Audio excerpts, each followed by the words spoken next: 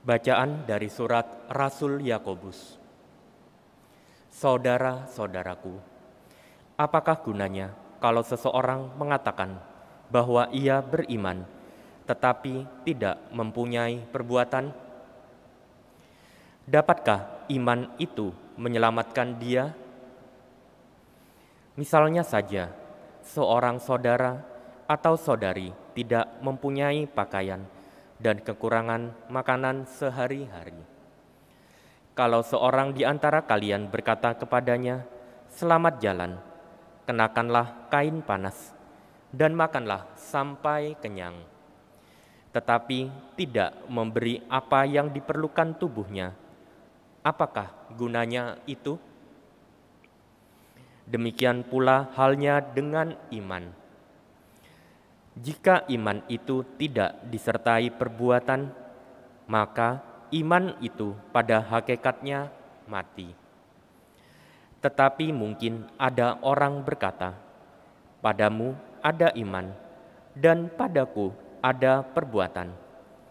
Aku akan menjawab dia, "Tunjukkanlah kepadaku imanmu itu tanpa perbuatan, dan aku akan menunjukkan kepadamu imanku dari perbuatan-perbuatanku."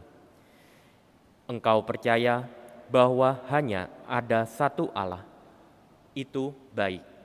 Tetapi setan-setan pun percaya akan hal itu, dan karenanya mereka gemetar. Hai manusia yang bebal, maukah engkau mengakui sekarang bahwa iman tanpa perbuatan adalah iman yang kosong? Bukankah Abraham bapa kita dibenarkan karena perbuatan-perbuatannya ketika ia mempersembahkan Ishak anaknya di atas mezbah? Kalian lihat bahwa iman bekerja sama dengan perbuatan-perbuatan, dan oleh karena perbuatan-perbuatan itu iman menjadi sempurna. Dengan jalan demikian genaplah ayat yang mengatakan, "Lalu percayalah Abraham kepada Allah, maka Allah memperhitungkan hal itu kepadanya sebagai kebenaran." Karena itulah Abraham disebut sahabat Allah. Jadi kalian lihat bahwa manusia dibenarkan karena perbuatan-perbuatannya dan bukan hanya karena iman. Sebab sebagaimana tubuh tanpa roh itu mati, demikian pula iman tanpa perbuatan-perbuatan adalah mati. Demikianlah sabda Tuhan. Syukur kepada Allah. Berbahagialah orang yang suka akan perintah Tuhan. Berbahagialah orang yang suka akan perintah Tuhan. Berbahagialah orang yang takwa pada Tuhan, yang sangat suka akan segala perintahnya. Anak cucunya akan perkasa di bumi, keturunan orang benar akan diberkati. Berbahagialah orang yang suka akan perintah Tuhan. Harta dan kekayaan ada dalam rumahnya, kebajikannya tetap dikenang selama-lamanya. Bagi orang benar ia bercahaya laksana lampu di dalam gelap. Ia pengasih dan penyayang, serta berlaku adil. Berbahagialah orang yang suka akan perintah Tuhan. Orang baik menaruh belas kasihan dan memberi pinjaman. Ia melakukan segala urusan dengan semestinya. Orang jujur tidak pernah goyah. Ia akan dikenang selama-lamanya. Berbahagialah orang yang suka akan perintah Tuhan. Alleluia, alleluia, alleluia. Haleluya, haleluya, haleluya.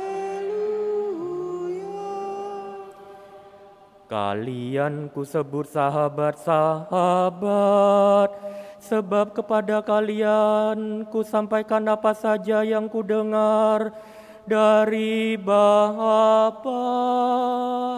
Haleluya.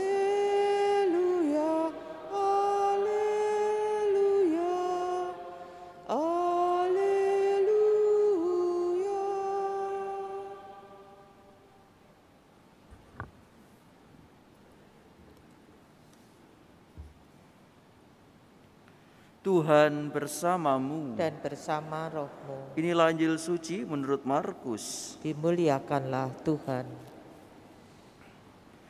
Pada suatu ketika Yesus memanggil orang banyak dan murid-muridnya dan berkata kepada mereka, "Setiap orang yang mau mengikuti aku harus menyangkal diri, memikul salibnya dan mengikut aku. Karena barang siapa mau menyelamatkan nyawanya, ia akan kehilangan nyawanya.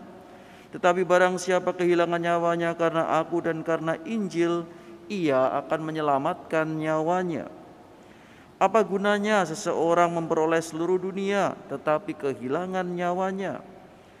Karena apakah yang dapat diberikannya sebagai ganti nyawanya?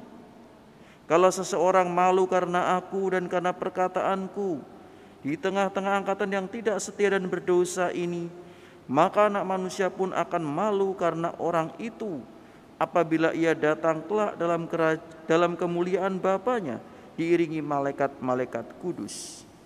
Kata Yesus lagi kepada mereka, "Aku berkata kepadamu, sungguh di antara orang yang hadir di sini ada yang tidak akan mati sebelum mereka melihat kerajaan Allah datang dengan kuasa." Demikianlah sabda Tuhan. Terpujilah Kristus. Bapak, Ibu, dan saudara-saudariku yang dikasihi Tuhan, ternyata untuk menjadi orang Katolik itu tidak mudah, ya. Kalau kita lihat saja dalam penerimaan sakramen-sakramen, ya. Untuk yang baptis dewasa misalkan, perlu proses minimal 1 tahun untuk menjadi Katolik, minimal 1 tahun untuk menjadi Katolik. Bisa jadi lebih dari 1 tahun, ya. Belum lagi kemudian setelah dibaptis juga harus mengikuti yang namanya krisma, proses lagi. Begitu pula dengan yang baptis bayi sebenarnya. Semua orang tua yang memiliki anak, artinya yang memiliki anak yang belum dibaptis, wajib membaptiskan anaknya ketika masih bayi. Dikatakan dalam hukum gereja. Memang bukan secara langsung mengatakan wajib membaptiskan, tapi wajib mendidik anak-anak mereka dalam terang iman Katolik. Artinya juga salah satunya adalah membaptis mereka dengan iman Katolik. Setelah dibaptis, mereka masih harus ikut komuni pertama untuk anak-anak, ya. Orang tua juga harus menemani untuk komuni pertama, proses lagi. Krisma proses, untuk perkawinan pun juga perlu proses yang panjang, 3 bulan. Apalagi untuk menjadi romo, menjadi suster, ya. Itu juga ada proses. Di romo paling enggak minimal 7 tahun. Imamat, ya, 7 tahun. Minimal itu. Kadang lebih sampai 10 dan sebagainya. Artinya hampir semua sakramen untuk menjadi orang Katolik itu tidaklah mudah. Hanya 2 sakramen yang tidak memerlukan waktu cukup panjang. Hanya memerlukan waktu yang sangat singkat, yaitu persiapan batin saja, yaitu adalah sakramen tobat dan sakramen perminyaan, ya. Sakramen tobat dan perminyaan itu tidak perlukan waktu panjang, artinya ya cukup bagaimana orang tersebut siap secara batin untuk menerima sakramen tobat dan perminyaan. Tetapi sakramen yang lain semua perlu waktu yang cukup panjang. Mengapa kok semua ini bisa terjadi seperti itu? Mengapa gereja Katolik seperti itu? Apakah gereja mempersulit? Tentu tidak. Gereja Katolik mengharapkan agar supaya mereka yang menjadi orang-orang Katolik adalah menjadi orang-orang Katolik yang benar-benar militan, orang Katolik yang benar-benar mendalam, orang Katolik yang benar-benar mencintai gerejanya dan mencintai Kristus, sehingga mereka siap menjadi orang yang menyangkal diri, memanggul salib, dan mengikuti Dia. Bacaan Injil pada hari ini sangat luar biasa bagi kita, karena mengingatkan kembali kepada kita akan tugas kita untuk berani menyangkal diri. Menyangkal diri terhadap apa? Menyangkal diri terhadap dosa, yang artinya kita diharuskan atau kita diingatkan untuk hidup suci di hadapan Allah. Hidup di dalam kesucian, dalam kekudusan, dalam kebenaran akan sabda Tuhan.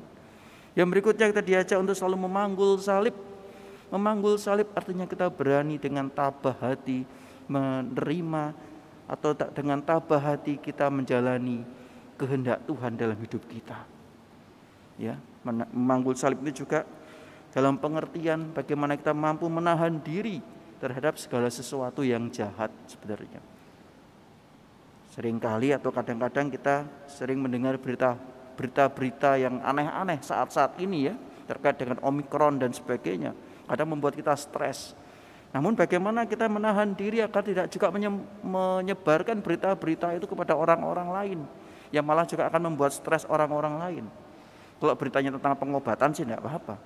Tapi kalau misalkan beritanya tentang hal-hal yang heboh, hal-hal yang menakutkan, tentu ya lebih baik kita keep dulu, jangan kita sebar-sebarkan. Nah, ini salah satu cara kita bagaimana kita berani untuk juga menyangkal diri dan memanggul salib, tidak menyebarkan berita-berita yang aneh-aneh yang bisa membuat orang menjadi takut, menjadi stres.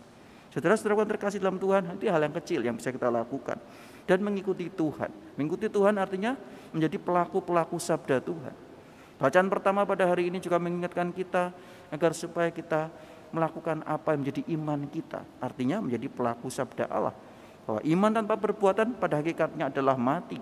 Surat Rasul Yakobus menekankan hal itu pada hari ini. Maka saudaraku yang terkasih dalam Tuhan, mari kita diingatkan melalui bacaan-bacaan pada hari ini untuk senantiasa selalu berpegang pada sabda Tuhan itu. Berpegang pada kebenaran, pada nilai-nilai cinta kasih di dalam hidup kita. Kita mempunyai nilai-nilai cinta kasih yang luar biasa yang bisa kita hidupi dalam hidup kita. Bagaimana kita saling mencintai dalam keluarga kita, saling melindungi, saling memberikan semangat, saling